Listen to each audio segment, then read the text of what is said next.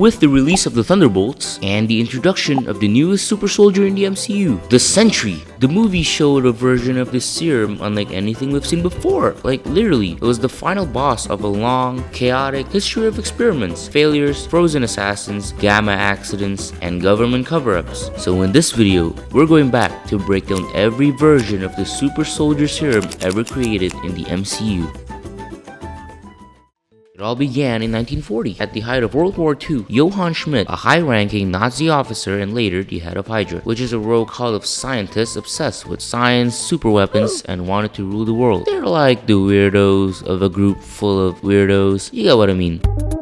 Anyways, Schmidt wasn't satisfied with just world domination. He wanted to transcend humanity, to become something greater. Obsessed with power and ancient myths, Schmidt injected himself with the prototype version of a serum being developed by Dr. Abraham Erskine, a brilliant biochemist who originally worked under Nazi pressure. This was an unrefined formula. The serum wasn't ready. Physically, Schmidt did become more powerful, stronger, faster, more resilient, but the transformation twisted his body and mind. The serum didn't just enhance him, it unmasked his face. Like, literally. This early failure haunted Erskine for the rest of his life. I mean, imagine creating a serum so cursed it turns a Nazi into a red-faced, skeleton-looking thing. Not exactly what he had in mind as a science project. After this whole thing happened, he defected from Germany to the US. Erskine was recruited by the Strategic Scientific Reserve, a secret US program focused on winning the war through advanced technology. Erskine teamed up with Howard Stark, the father of Tony Stark, who helped engineer the Vita-Ray chamber. This chamber was essential. It activated and stabilized the serum inside the subject's body, which prevented what happened to the Red Skull from happening again. After finding the new and better formula, Erskine wasn't just looking for physical perfection or a perfect soldier this time. He wanted someone with heart, someone who wouldn't be corrupted by power. You see, it's because the serum also affects the person as well. A good-hearted man will become greater, while a bad man with a rotten heart will make him worse. That's how he found Steve Rogers. The guy was far from a soldier. He was 5'4", 95 pounds soaking wet. Jesus Christ, someone please give this kid a sandwich. And also, he had more medical issues than you can think of. But the guy just wouldn't quit. No matter how many times they sent an F on his file, he kept trying. Because deep down, Steve didn't want to prove he was strong. He didn't want to kill Nazis or anyone. He just didn't like bullies. And that's why he was chosen. Not because he was the perfect soldier, but a good man. So in the chamber he goes. And oh yeah, did it work. The serum enhanced his strength, speed, stamina, and healing. But more importantly, it amplified his heart. And he became Captain America. Unfortunately, right after this experiment, Dr. Erskine was assassinated, and with him the only one who knows how to make the serum work. The formula was lost, and other attempts to recreate it came with consequences. Enter James Buchanan Barnes, better known as Bucky, Steve's best friend, fellow soldier, and the guy who probably had to hear "I can do this all day" the most. I can do this all day. Bucky Barnes was presumed dead after falling off a train during a mission with Cap, but Hydra had other plans. He was recovered by Hydra and subjected to a new version of the serum, likely derived from Stark's post-Erskine formula. If I'm being honest here, I don't really know why Hydra would rather use the serum on someone who lost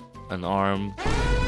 Anywho, the serum kept Bucky alive, despite falling from a cliff and freezing temperatures. It gave him super strength, speed, reflexes, and regeneration. He became Hydra's ultimate assassin, the Winter Soldier. But what made Bucky dangerous wasn't just the serum. It was the psychological manipulation that came with it. Hydra erased his memories, brainwashed him repeatedly, and used code words to control him like a machine. His cybernetic metal arm made him deadly, but his fractured identity made him unstable. He was frozen between missions and activated only when needed to prevent him from aging. During one of his missions as the Winter Soldier in the Korean War, he ran into someone he definitely wasn't expecting. Someone stronger than him. Yep, turns out Hydra's elite brainwashed assassin wasn't the only super soldier in town. Isaiah Bradley. In the 1950s, long after Steve Rogers vanished, the US government resumed experimentation on the super soldier serum. Hundreds of African American soldiers were unknowingly used as test subjects. The program was highly secretive, unethical, and inhumane. Isaiah Bradley was the only one who survived out of all of them. During his fight with the Winter Soldier in the Korean War, Isaiah bodied Bucky so hard, he literally tore off a piece of his metal arm like it was bread. With all of the heroic things that he did for his country, instead of medals or parades, Isaiah got 30 years of prison because apparently the government thought, wow, thanks for your service. Now let's make sure no one ever finds out you existed. His story was erased, his existence was denied, and his body was used for further experimentation. The US decided to keep Isaiah's achievements top secret, like ultra top secret, because the US government didn't want anyone to know that they used African American men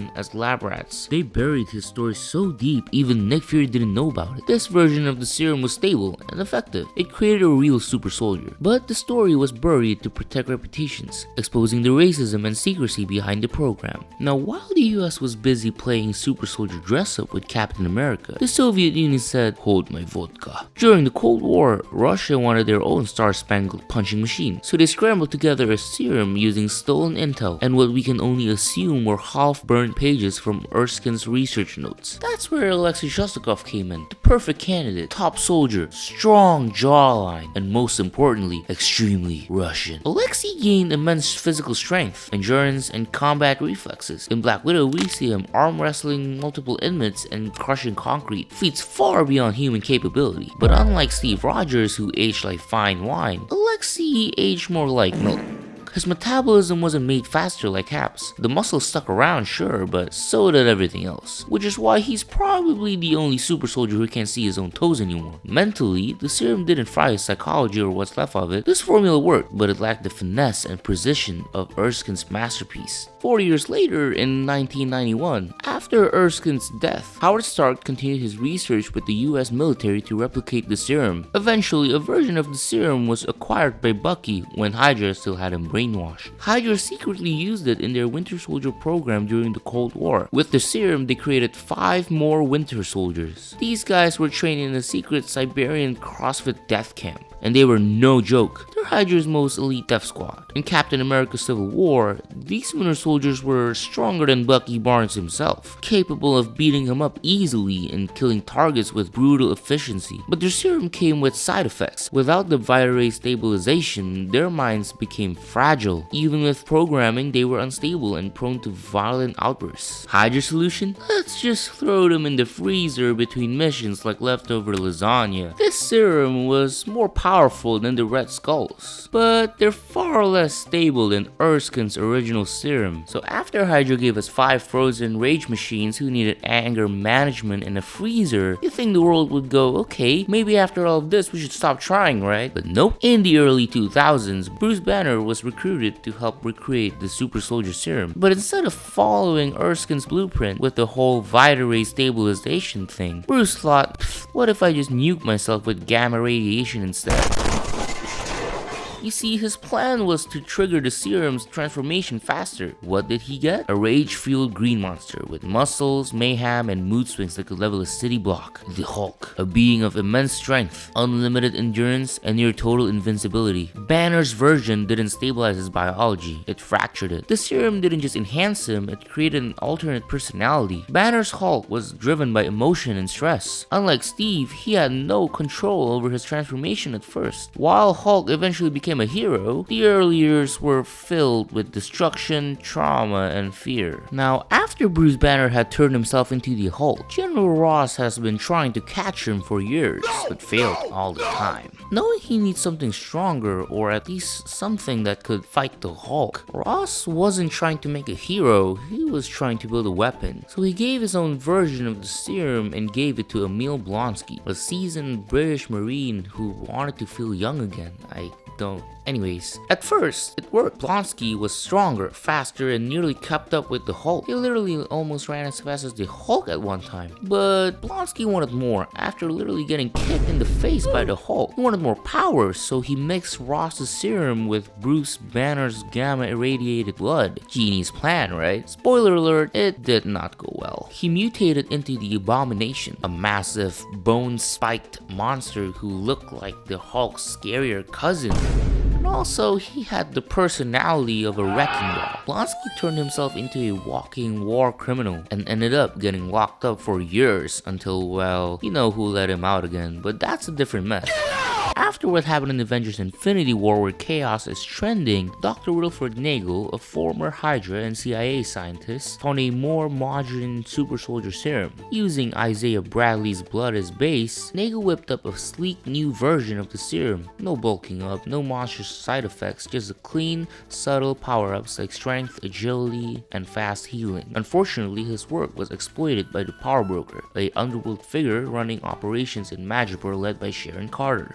several vials were stolen by Carly Morgenthau and her crew, the Flag Smashers. Carly was a former refugee displaced by the blip. She led a rebellious group called the Flag Smashers, who believed the world was better before everyone got snapped back. And with the serum in their veins, they went from angry activists to full-blown superpowered insurgents. Not like how every super soldier serum works, it amplifies whatever was already inside of you. If you were angry and self-righteous like Carly, you became a dangerous revolutionary. And if you were John Walker, well, let's talk about him for a second. John Walker was the US government's handpicked replacement for Captain America, a decorated soldier, skilled and fiercely patriotic. On paper, he looked like the perfect candidate, but here's the difference between him and Steve Rogers. John wasn't a peak human super soldier when he went to war. He didn't have enhanced strength. He was just a regular man with extraordinary discipline. Although he could throw Cap's shield with surprising precision, he was just a regular person that can be easily killed when fighting someone that is a Captain America villain level threat. So he took the serum hoping to live up to Steve's legacy. But that's where John learned the hard truth. It wasn't the serum that made Steve Rogers Captain America. It was Steve's unwavering moral compass, his empathy, his restraint. And when John Walker's partner Lamar Hoskins died at the hand of Carly Morgenthau, he didn't hold back and tragically killed one of the Flag Smashers in public. Alright, hold up, let me take a quick detour for a sec, because in the aftermath of this scene is completely hypocritical. Sam and Bucky immediately confront John, not with compassion, not with understanding, but with condemnation. They jump him, demand he give up the shield, telling him he's unworthy. But let's pause for a sec. His best friend had just died, and their first reaction is to strip him of the only thing anchoring him to a sense of purpose. Now here's the kicker. In the first episode of the show, we literally see Sam killing people, throwing them off planes, launching missiles at helicopters. A lot of people died. The only difference, no one filmed it. No one uploaded to social media or anything. But still, a death is a death. John Walker didn't kill an innocent civilian. He killed a terrorist, just like any soldier might in combat. Was it excessive? Probably. Was it public and shocking? Absolutely. But was it fair to treat John Walker like this? That's up for debate. And also, instead of guiding John, helping him reconcile his trauma, helping him become the best version of Captain America, Sam and Bucky chose to bully him at this point, throw him aside. Maybe John didn't live up to Steve's ideals, but did anyone ever give him a chance to? Not really, in my opinion. But anyways, back to where we're at. Nagel's formula was a scientific success and probably the most efficient one out of all of them. Fast forward to now the latest and the most powerful super soldier serum in the whole Marvel Cinematic Universe, the Golden Sentry Serum. After the Avengers went their separate ways, the world was basically left with no one to protect them. That's when the Ox Group stepped in, a shady underground organization that experimented on hundreds of people for one reason and one reason only, to create someone even stronger than all of the Avengers rolled into one. Because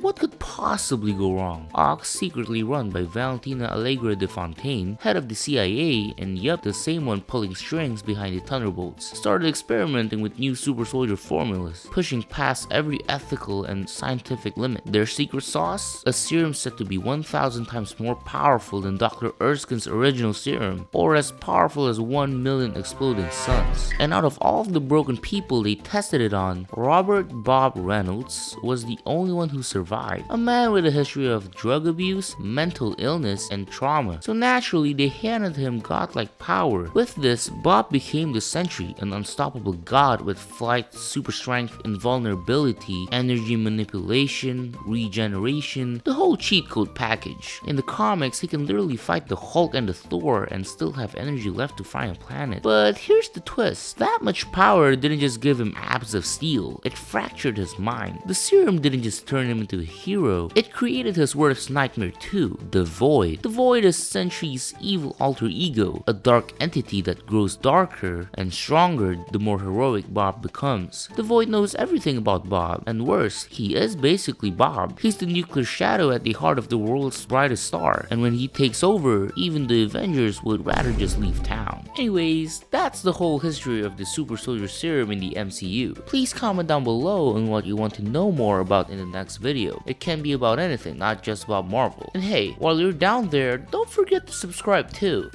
Okay now, I'm gonna go now. Have you subscribed yet? Please, come on. I know you haven't subscribed yet. Please, just click the button. I'm gonna go now. You haven't subscribed yet, come on.